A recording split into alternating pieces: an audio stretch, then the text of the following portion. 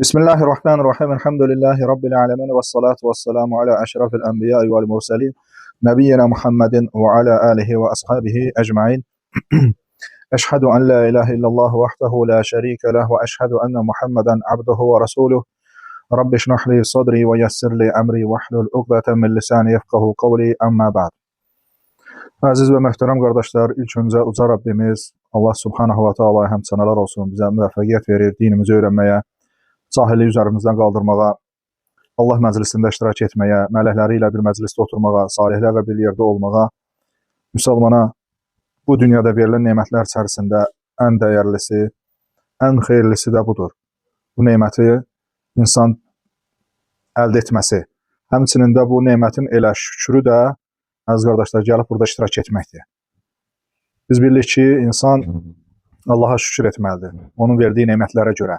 Dili ilə, qəlbi ilə, əzaları ilə. Bu şükürdə necə olmalıdır? Sən o neməti dəyərləndirirsən. Necə dəyərləndirirsən? Orada gəlib iştirak etməklə. Elm məclisində iştirak etməklə insan gör nə qədər xeyirlər əldə edir. O məclisə gələndə, gəlib gedənə kimi o insan cənnət bağında olur. Həmçinin bu dünyanın cənnətinə daxil olur. Yeganə məclisdir ki, harda olmasından asılı olmayaraq, zamanından, məkanından asılı olmayaraq, insan bu məclisdə gəlib iştirak edirsə, bu məclisə girirsə, dünyanın cənnətinə girmiş olur. Dünyanın cənnətində oturmuş olur. Dünyada yeganə Peyğəmbərimiz sallallahu aleyhi ve sellemin adlandırdığı məkan, cənnət məkan, Allah zikr olunan məclisidir. Zikr məclisidir, elm məclisidir.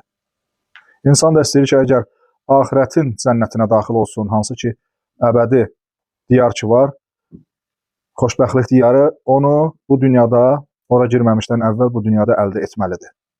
Bu dünyada onu qazanmalıdır. Onu qazanmağın da yolu, əziz qardaşlar, insan elm öyrənməlidir. Və əməlləri də bəsirət üzərində, elm üzərində əməl etməlidir ki, hətta cənnətə gedən yolu asan olsun. Çünki elm məclisi üçün çıxmaq, insan evindən çıxması cənnətə gedən yolunu asanlaşdırır insana. Və insana elm öyrənmək insanı həm bu dünyada, həm də axirətdə xoşbəxt edir. Və Peyğəmbərimiz sallallahu aleyhi ve sellemə də nazil olan ilk vəhiy elm vəhyidir. Oxumağı əmr eləyir Allah subhanahu wa ta'ala. Ona görə müsəlman öyrənməlidir. Ən birinci dinini, ən birinci. İnsan dünyasından cahil ola bilər. Ruzi verən Allahdır. Yəni, dünyavi elmlərdə insan cahil olur, az mı qalır? Ən azından fəhləlik eləyir, ustalıq eləyir, yəni az qalmır. Amma insanın dinindən cahil olması, axirət məsələlərində cahil olması insanı Allah qorusun. Həm dünyada zəlalətə sürüklüyür, həm dünyada bədbəxt olur, ondan da betəri axirətə insan bədbəxt olur. İnsan əsas məqsəd, əziz qardaşlar, Allahın razılığını qazanmaqdır. Əsas məqsəd budur, Allahın rəhmətini əldə etməkdir. Bu da şəri elmləri öyrənməklə olur. Şəriət elmini. Öyrənirsə, insan Allah razılığını qazanar. Allah rəhmətini əldə edir. Çünki insan öz əməli ilə deyil, Allahın rəhməti ilə, razılığı ilə cənnətə girəcək. Və bunu da əldə etmək üçün insan əməl etməlidir. Əməl etmək üçün də insan elm öyrənməlidir. Çünki elm əməldən də, sözdən də öndə gəlir. Əziz qardaşlar, biz Peyğəmbərimiz sallallahu aleyhi ve sellem öyrəndik. Hansı ki, elmdə ikinci məna budur. Elm odur ki, Allahı öyrənib tanımaq, Peyğəmbəri Muhammed sallallahu aleyhi ve sellem öyrənib tanımaq, sonra İslam dinini dəlilləri ilə öyrənməkdir. Və biz də Peyğəmbərimiz sallallahu aleyhi ve sellemi öyrənməyə çalışırıq. Keçən mövzumuzda biz Allah Resulü sallallahu aleyhi ve sellemin libası barədə varid olanları götürdük. Yəni, geyimi paltarı barəsində. Bu mövzu, bu fəsil biraz uzun olduğuna görə, bu fəsildə gələn hədislərin sayı çox olduğuna görə bir hissəsini götürdük. Bu günlərdə yerində qalan hissəni götürüb tamamlayacaq Allah'ın izniyle. Mövzu elədir ki, Allah Resulü sallallahu aleyhi ve sellemin libası barədə varid olanlar. Yəni, Peyğəmbərimiz sallallahu aleyhi ve sellemin paltarı, geyimi, libası nə formadaydı? Biz keçən dərsdə bu qayda barəsində danışmışdıq. Hansı libas geyinmək olar, hansını geyinmək olmaz. Bu barədə ətraflı qaydanı alimlər hədislərə, Quran və sünnəyə baxıb oradan çıxardan qaydanı biz qeyd eləmişdik. Bugünkü mövzuda Bugünkü dərsdə əziz qardaşlar 60-cı hədisi götürürük. Müəllif deyir ki, Əbu Səid Əl-Xudri radiyallahu anhu demişdir. Allah Resulü sallallahu aleyhi və səlləm təzə libas geyindikdə, təzə paltar geyindikdə onun adını çəkər.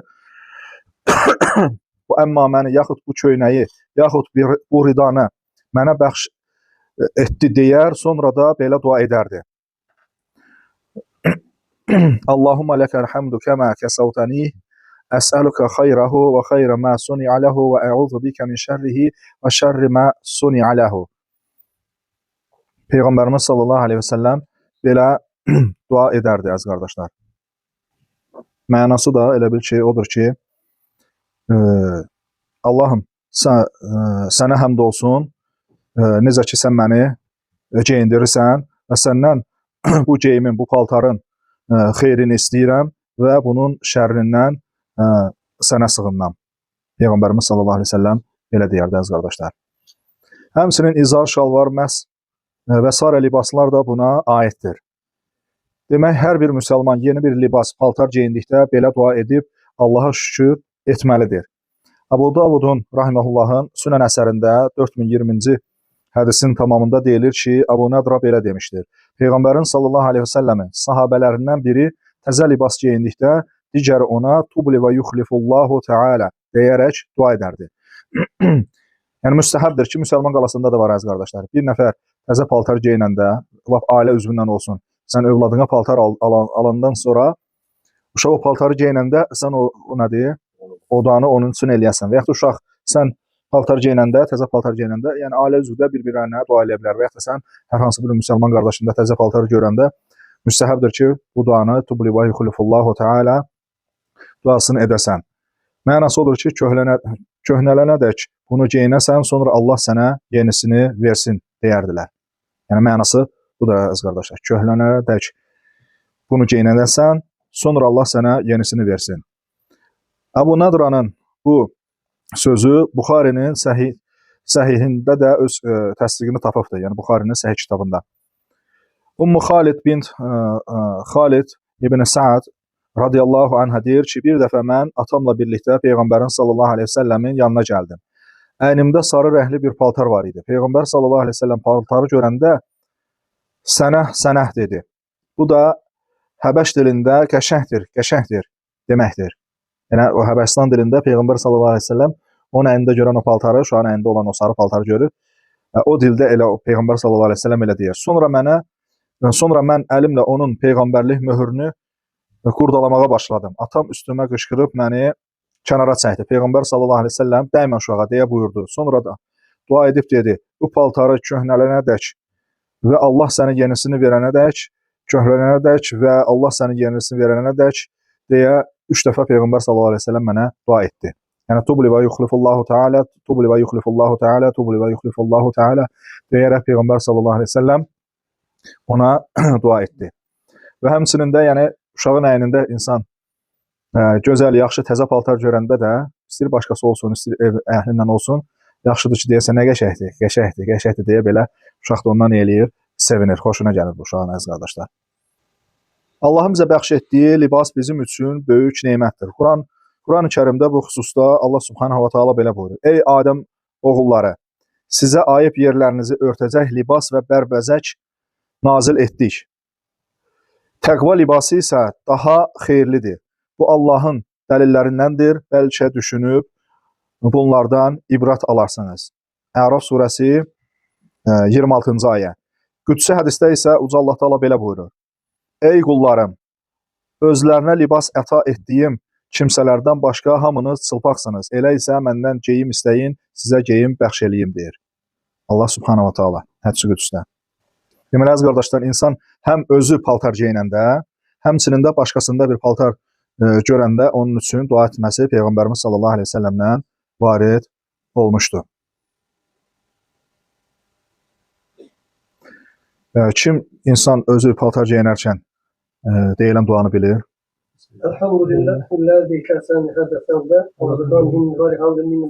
Bəli, insan yəni ki, təzə paltar geyinəndə bəli, özü üçün necə ki, yemək yeyəndən sonra həmin eyni duadır, orada yeməkdir. Buradakı o yəni yeməkdə yemək yeyərkən o yemək sözünü istifadə edir. Paltar geyinərkən isə nə deyir? Paltar sözünü istifadə edir. Eyni duadır, tam əvvəlindən axırına kimi eyni fəzilətdir. Sadəcə olaraq bircə dənə yemək yeməkdə ət'amənidir. Bunda isə paltar sözünü istifadə eləyir. Fəziləti isə əziz qardaşlar kəsəni həzə səvbə deyir. Yeməkdə deyir ki, Elhamdülillahillezî at'amani hâzâ ta'ama və razaqanihi min gayri havlin minni və la quvvə.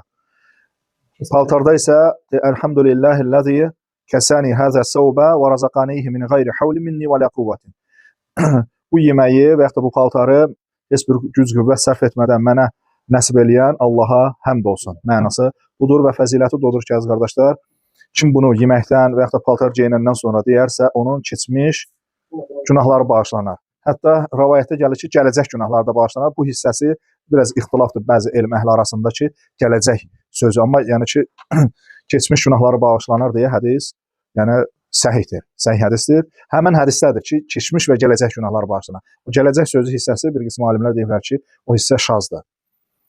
Yəni insan yemək yeyərkən də, paltar geyinərkən də, əziz qardaşlar, bu duanı deməsi müstəhəbdir və müsəlman qalasında da var. Hər ikisi də müsəlman qalasında da var. Həmçinin başqa birisində də o paltarı, təzə paltar geyinən görəndə onu da dua etməsi müstəhəbdir. Baxın, əziz qardaşlar, müsəlman gör neçə dənə xeyir əldə eləyir. Yəni paltar məsələsinə baxanda deyirsən ki, bir dənə yəni elə belə paltar geyinməkdir. Bu barədə yəni varid olanlar da var. Həmçinin nədir? Dua varid olubdur. İnsan özü geyinəndə, başqa birisi geyinəndə insan dua eləyir, bundan da nə qazanır? Savab qazanır. Yəni insan özü paltar geyinəndə dua eləyir, günahların bağışlanmasına səbəb olar. 61-ci rivayətdə deyir ki, Hişam ibn Yunus əl-Kufi belə rivayət edir ki, bizə Qasim ibn Malik əl-Muzəni Cüveyridən, o da Əbu Nadradan, o da Əbu Səid əl-Xudridən, o da Peyğəmbər sallallahu aleyhi ve sellemdən bu hədisin bənzərini rivayət etmişdir. Yəni eyni hədisdir, hansı ki o yuxarıda Peyğəmbər sallallahu aleyhi ve sellem paltar geyinərkən dediyi ki, paltarın adını çəkərdi. Yəni mən köynəkdimi, əmmamədimi, ridadımı, izardımı adını çəkərkən o deyir: Allahumma ləkəl hamdu kəmə kəsavtanihi axıra kimi. Az əvvəl oxuduğum. 61-ci hədisdə yəni eyni təkrar hədisdə sadəcə başqa isnadladır.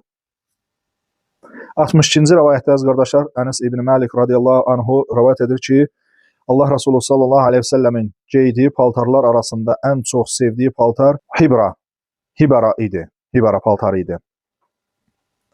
Deyir, hibara pambıqdan və ya bəzəkli kətandan hazırlanan Yəmən bürüncəyi idi. Hibara paltarı. Bu inşallah sizə göstərərəm şəkildə.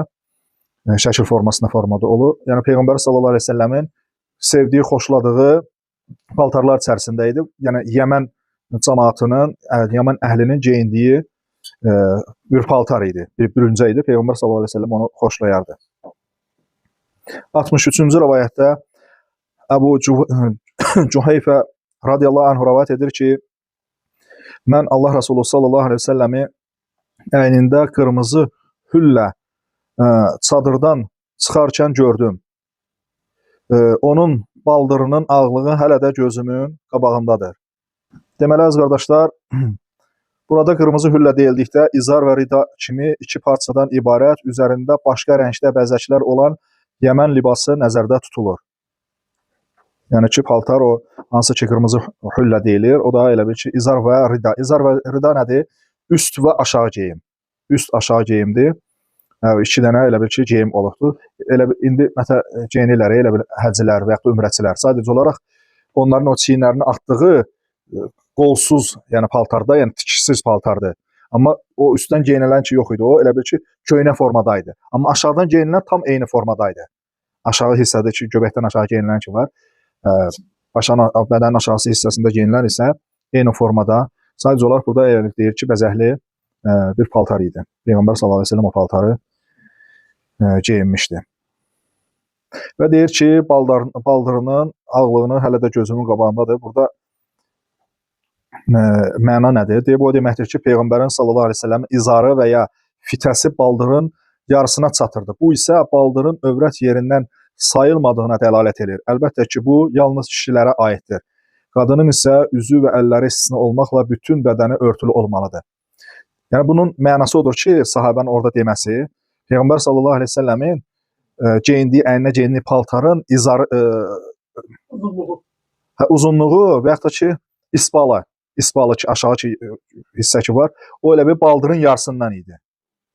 Yəni heç topuğa çatmırdı. Yəni dizlə topuğun arasında belə deyək. O hissədə idi.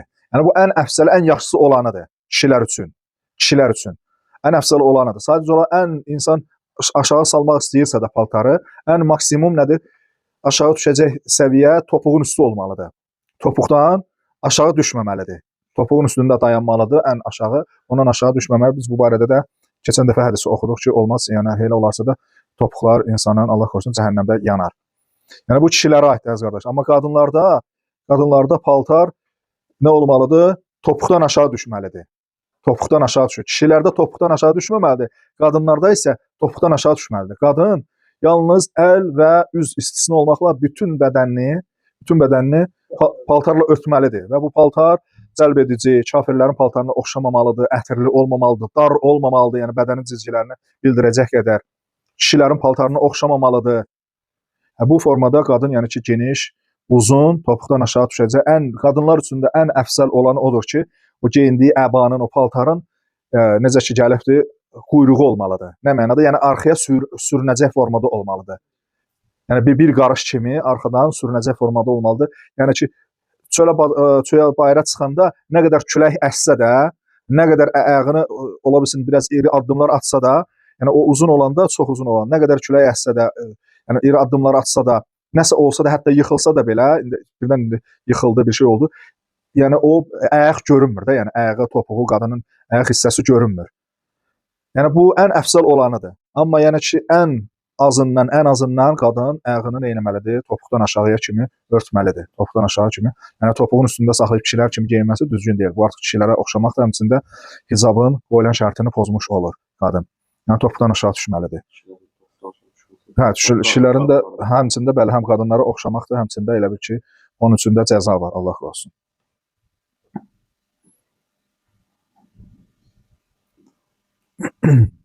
64-cü rəvayətdə əziz qardaşlar, Bəra ibn Azib radiyallahu anh deyir ki, mən əynində qırmızı libası olan insanlar arasında Allah Resulü sallallahu aleyhi ve sellemdən daha yaraşıqlısını görmədim. Onun saçları az qala çiyinlərinə çatırdı. Bəra ibn Azib radiyallahu anh Peyğəmbər sallallahu aleyhi ve sellemin əynində olan paltarı bizə çatdırır, özündən sonrakılara çatdırır və deyir ki, qırmızı libası var idi. Bu necə ki, əvvəlki götürdük, qırmızı libas tam qıpqırmızı deyildi. Biz bilirik ki, əziz qardaşlar, tam qırmızı forma geyinmə, paltar geyinmə Peyğəmbər sallallahu əleyhi və səlləm qadağan eləyibdir. Yəni ki, üstündə nəsə naxışı varsa da, başqa nəsə bir şey varsa da eyb etməz. Və həmçinin Peyğəmbər sallallahu əleyhi və səlləm deyir ki, saçlar az qala çiyninə çatırdı. Bu da ki, elə bir ki, qulağının mərcəyinə kimi də, elə bir ki, o sanki elə hiss olunur ki, çiyninə çatırdı. Amma Peyğəmbər sallallahu əleyhi və səlləmin saçı, yəni qulağın mərcəyinə çatacaq hissiyə qədər idi. 65-ci rəvayətdə Əbu Rim isə deyir ki, mən Peyğəmbər sallallahu əleyhi və səlləmi gördüm. Əynində yaşıl rəngli iki libas var idi. Peyğəmbər sallallahu əleyhi və səlləmin əynində yaşıl rəngdə iki libas var idi. Yəni Peyğəmbər sallallahu əleyhi və səlləm fikir versə, əziz qardaşlar, görürsünüz müxtəlif rəngdə paltarlar geyinibdir. Qırmızı, yaşıl, ağ, yəni ki, belə paltarları olub. Deyir, burada iki libas deyildikdə üzərində xətlər olan yaşıl rəngdə çalan izar və rida, fitə və bürüncək, yəni aşağı geyin və yuxarı geyin nəzərdə tutulur. Yaşıl libas barədə Quran-ı Kərimdə Allah Taala belə buyurur. Kəhf surəsi 30-31-ci ayədə. İman gətirib yaxşı əməllər edənlərə gəlincə, biz yaxşı işlər görənlərin mükafatını puç etmərik. Məhz onlar üçün ağacları altından çaylar axan ədin bağları, ədin cənnətləri hazırlanmışdır. Onlar orada qızıl bilərziklərlə bəzədiləcəkdir. Yəni ki, cənnətə girənlər cənnətdə qızıl bilərzik taxacaqlar. Amma yəni ki, kişinin bu dünyada bilərzik taxması isə düzgün deyil. Düzgün deyil. Kişi yəni qoluna taxacaq, boynuna taxacaq heç bir şey yoxdur. Qoluna taxacaq da heç nə yoxdur. Ən yəni ki, taxacaq üzükdür. O da bildik ki, qızıl olmaz. Haramda kişilərə, qadınlara olar. Taxırsa da üzük. Qızıldan başqa hansı yəni ki, metaldan olsun, gümüşdür və digər nə olsun, hansı metal olsun, taxa bilər. O da hansı barmaqları? Bu iki. Sağ və sol bu iki barmaqlara taxa bilər. budur, sağ və sol fərq etməz. Bəzi alimlər deyirlər ki, sol olsa daha üstün hesab eləyirlər, bəzi rəvayətlərə əsasən. Amma qadın istədiyi formada, yəni ki, qızıl istədiyi barmağına qızıl nədir? Üzük istədiyi qədərində taxa bilər, hamısına taxa bilər. Hamısına taxa bilər, heç bir problem yoxdur. Hətta biz dərslərin birində demişdik ki, eyni vaxtda 2 dənə üzük taxması belə kişilərin qadağandır. Bunu qədimdə alimlər, əhlüsünnə alimlər deyirlər ki, bu rafizilərin və yaxud da ki, falsıların onların xüsusiyyətlərindəndir. Ya ikisi 4 dənəsini belə bu barmağa taxma və yaxud da ki, ikisini də bu formada, ikisi eyni zamanda bu barmaqlara 2 dənə belə üzük taxmaq rafizilərin, ələxüsusda rafizilərin xüsusiyyətlərindəndir. Peyğəmbər sallallahu əleyhi və səlləm elə və sahabelər elə üzük taxmayıblar əziz qardaşlar. Ayənin davamında da Allah Taala deyir ki, onlar orada qızıl bilərziklərlə bəzədiləcək, taxtadan və atlasdan, taftadan və atlasdan yaşıl paltarlar geyinəcək və orada taxtların üstündə dirsəklənəcəklər. Nə gözəl mükafat, necə də gözəl məskəndir. Allah Subhanahu wa Taala Kəhf surəsi 30-31-ci ayədə deyir. Yəni ki, cənnət paltarlarından geyindiyi rənglərdən də birisi əziz qardaşlar, yaşıl paltardır. Cənnətdə insanlar geyinəcək paltarın rəngi də bizə bildirilmişdir. 66-cı rivayətdə Abdullah ibn Həssan Əl-Ənbəri hər iki nəvəsindən Duheybədən və Uleybədən rivayət edir ki, Qaylə bint Məxrəmə radiyallahu anhuma demişdir. Mən Peyğəmbəri sallallahu əleyhi və səlləmi gördüm.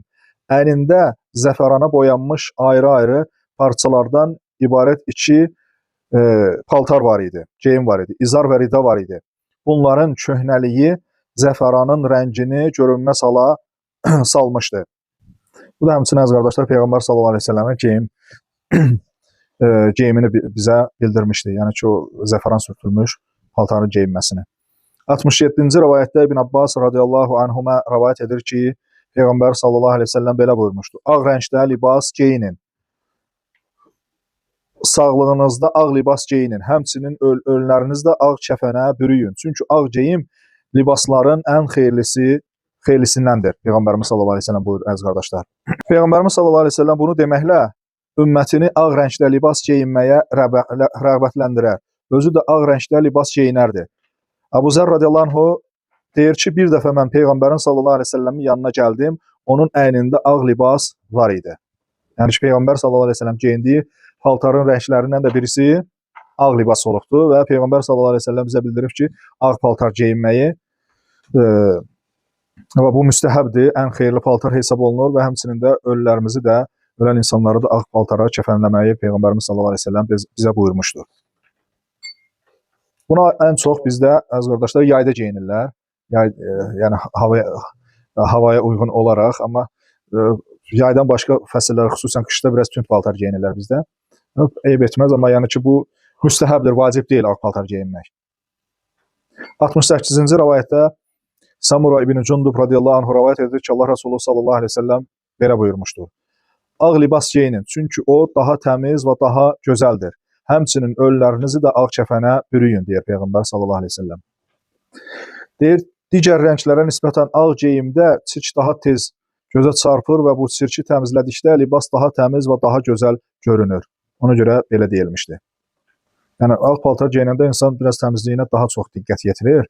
Yəni, çirki, ləkəni, yəni ki, görünüşü tez bilindiyinə görə insan, yəni ki, ona görə, yəni ki, bu həmçində başqa faydaları da budur. Amma başqa bəzi paltarlar var ki, elə az qala elə bir çirk rəngindədir.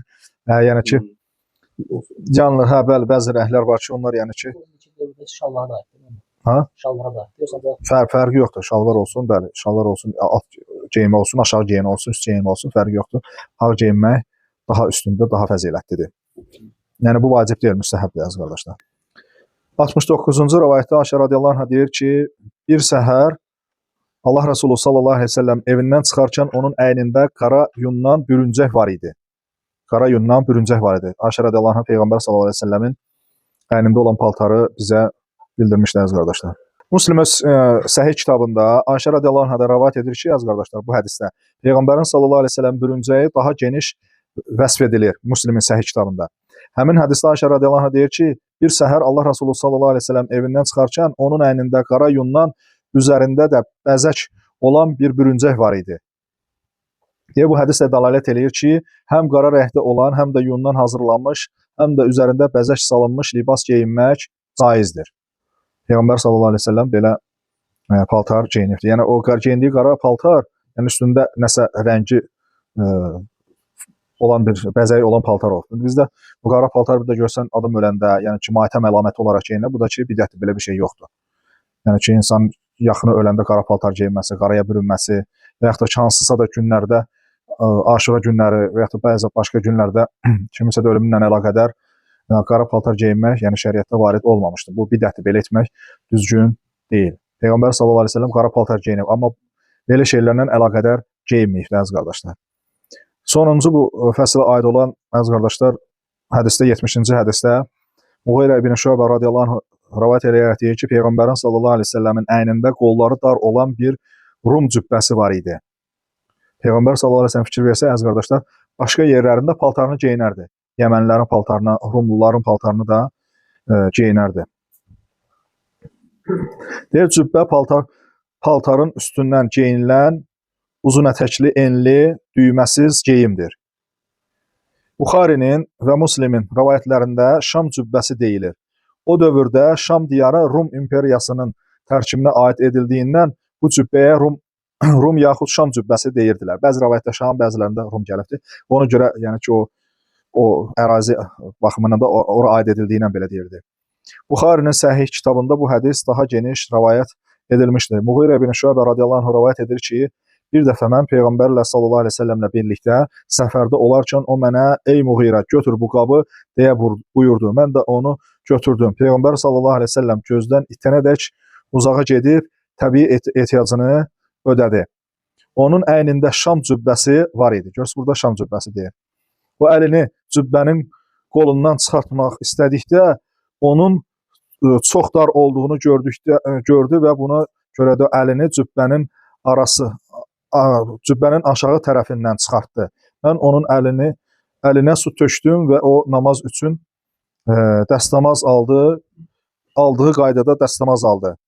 Mən onun əlinə su tökdüm və o namaz üçün dəstəmaz aldığı qaydada dəstəmaz aldı. Məslərin üzərinə, xofların üzərinə məs çəkdi, sonra da namaz qıldı Peyğəmbər sallallahu əleyhi və səlləm. Yəni Peyğəmbər sallallahu əleyhi və səlləm istəyir ki, əllərini belə çəksin, dar olduğuna görə nə qədər eləyir, elə bir ki, getmir. O aşağı belə çıxardır aşağıdan, o formada, yəni ki, namaza dəstəmaz alır, namaz qılar da, yəni o deyilir. O yəni o paltarın, yəni vəsfini belə ki, deyir ki, o paltar bu formada cübbə paltarı Peyğəmbər sallallahu əleyhi və səlləmin bu paltar, yəni ki, burada görsə əvvəlində deyir paltarın üstündən geyinilən uzun ətəkli, enli, düyməsiz geyimdir. Paltarın üstündən geyinilir bu adət üzrə. Elə bir xələt kimidir, elə bir üstdən geyinilir. Həm uzun olur, həm enli olur və düyməsiz olur. Bu bəzən bizdə bu məsciddə imamlar geyinirlər, cübbə kimi üstdən geyinirlər. Amma Peyğəmbər sallallahu əleyhi və səlləm elə bir geyindiyi qolu dar olubdu. Dar olduğuna görə elə bil onu çıxardıbdı, o paltarın üstündən geyinirdi. Elə bil çıxardıb onun altı elə bil ki, qollarını çölə çıxardıbdı, orada elə o formada dəstəmaz alır. Yəni sadəcə o paltarın vəsfi də burada. Və Peyğəmbər sallallahu əleyhi və səlləmin bu formada da paltar geyim forması olmuşdu əziz qardaşlar. Biz geyim formasına biz elə belə baxmayaq əziz qardaşlar. Geyim, yəni ki, namazın şərtlərindən birisi də odur ki, insan nə etməlidir? Övrət yerini örtməlidir. Övrət yeri. Kişilərdə bəli, övrət yeri dizlə göbək arasıdır. Həmçinin bu namazda kifayət eləmir. Həmçinin insanın nədir? Peyğəmbər sallallahu əleyhi və səlləm hədis vardır ki, çiyinləri örtməsi, belə namazda çiyinləri örtməsi belə əmr eləyir. Yəni insan deyək ki, dizlə göbəyin arasını örtsün, təmiz çılpaq bədənlə. Ya da maykada namaz qılması bu caiz deyil, icazəli deyil. Olmaz belə namaz qılmaq. Yəni ki, ya günah qazanır və yaxud da ki, namazı batildir. Yəni ən azından çiyninə nəsə örtməli və yaxud da ki, maykada namaz qılması, çiyini açıq, namaz qılması da icazəli deyil. Ha? Hə də, yəni çiyini açıq olursa da, köynək geyinirsə də, yəni ki, o formada geyinirsə, o problem yoxdur. Amma çiyini görünürsə də, çiyini görünəcək formada o paltar geyinib namaz qılması artıq icazəli deyil, namazı batil hesab olunur. Və yaxud da bir qism alimlərə görə deyirlər ki, namazı batil deyil, amma günah qazanır. Biz də əziz qardaşlar, namazı nə üçün qılırıq? Birinci Allah razılığını qazanmağa və həmçində günahlarımızı bağışlamağa. İnsan yəni ki, nətər olur ki, günahların bağışlanması üçün namaz qılır, və eyni zamanda da günah qazanır. Belə etməməlidir. Və bəzən görsən ki, müasir paltarlar var, cırıq, süzülmüş, yəni ki, üzülmüş belə paltarlar geyinirlər bəzi insanlar. Bu fasiqlərin geyim növüdür, əziz qardaşlar. İnsan gərək geyinəndə qadınlara oxşamamalıdır, fasiqlərə oxşamamalıdır, kafirlərin geyindiyi paltarları geyinməməlidir. Qadınlarda daha mühümdür ki, qadınlar geyinəndə dar paltar olmaz, uzun geyinməlidir. Kişilərin paltarına oxşar olmamalıdır, kafirlərin paltarına oxşar olmamalıdır. Həmçinin də cəlbedici paltar olmamalıdır. Cəlbedici, yəni ki, o rəngindən və formasından cəlbedici paltar olmamalıdır. Yəni o formada insan paltarını geyinməlidir. Yəni dar olmamalıdır. Yəni biz elə bilirik ki, təkcə o dar paltar kişilərə aiddir. Əstəğfurullah, qadınlara aiddir dar paltar. Həmçinin kişilərə də dar paltar geymək olmaz. Yəni çünki övrət yerini bildirir. Övrət yerini bildirir. Yəni hər kəsə övrət yerini bildirməsi nədir? O günah olmaz. Bəzən görsən ki, bəziləri məsələn biraz üst geyimi də, yəni ki, bədənini göstərməsi, yəni insan müsəlman kimə özünü göstərir? Həmçinin bu da riya gətirib çıxardır, kiməsə özünü göstərməsi, bədənini göstərməsi, ehtiyac yoxdur belə şeylər eləməyə. Yəni, müsəlman təvazükar olmalıdır. Təvazükar olmalıdır. Təvazükar olan qulu da Allah Taala ucaldar. Nə qədər insan təvazükar olarsa, Allah onu izzətləndirər, ucaldar. Əziz qardaşlar, yəni paltar məsələsində biz fikir verməliyik, bu qaydalara əməl etməliyik. Xüsusən də kişilərdə topuqdan aşağı geyinmək. Bəziləri elə başa düşürlər ki, bu təkəbbürlükdən geyinənə aiddir. Amma Peyğəmbər sallallahu əleyhi və səlləmdən hədis var, səhih hədis var ki, Peyğəmbər sallallahu əleyhi və səlləm topuqdan aşağı geyinməyi təkəbbürlük adlandırır özü. Başqa belə rivayətlər sanki dəlalət eləyir ki, oxuyanda, yəni ki, elə bilsən ki, o yəni təkəbbürlükdən aşağı geyinmək olmaz da. Yəni mən məsələn təkəbbürlü deyiləmsə, aşağı geyinə bilərəm. Amma Peyğəmbər sallallahu əleyhi və səlləm yox, ümumiyyətlə topuqdan aşağı geyinmək təkəbbürlükdən adlandırıbdır. Yəni Peyğəmbər sallallahu əleyhi və səlləm deyibdi ki, topuqdan aşağı geyinmək təkəbbürlükdür. Yəni sən birinə bəli, yəni sən birinə desən ki, qardaş sən niyə elə geyinirsən? Yəni Peyğəmbər sallallahu əleyhi və səlləm belə buyurur. Ya o onu sünnəyə tabe olub qəbul etməlidir, ya da qəbul etmirsə nəyin əlamətidir?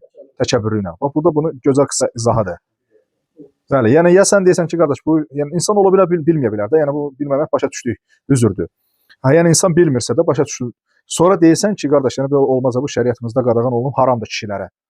Hətta bu saqqaldan da nədir? Şiddətlidir, zahirən görküm olan o bəzi qadağalar ki var, isbal, yəni ki, daha şiddətli. Çünki o barədə nə gəlibdir? Cəhənnəm əzabı gəlibdir. Cəhənnəm əzabı. Sən ona tövsiyə eləyəndən sonra o bundan fikir vermirsə də, artıq bu nədir? Təkəbbür eləyir, artıq o nəsihəti, o sünnəni, yəni ki, o buyurulan əmri və yaxud da qadağanı qəbul etmir. Buna kifayətlənək, Allah Taala'dan istəyirəm, Allah Taala bizi eşit faydalardan etsin. Allah Taala'dan istəyirəm ki, Allah Taala bizi öz dilində fəqihlərdən, dərin bilgi sahiblərindən etsin. Allah Taala'dan istəyirəm ki, Allah Taala bizim bütün günahlarımızı bağışlasın, bizi əfv etsin. Allah Taala'dan istəyirəm, Allah Taala bizi daimi harada olursa Allah qorusun, hifz etsin. Allah Taala'dan istəyirəm ki, Allah Taala bizi burada yığıb cəm etdiyi kimi uca cənnətdə sevimli Peyğəmbəri Muhammed sallallahu əleyhi və səlləm yanında bizi yığsın, cəm eləsin, toplasın. Daha doğrusunu Allah bilir. Və sallallahu alə nəbiyyina Muhammedin və alə alihi və əshabihi əcmain. Subhanakallahumma bihamdik. Əşhədu an la ilahe illə ent. Əstəğfiruka və ətubu ileyh.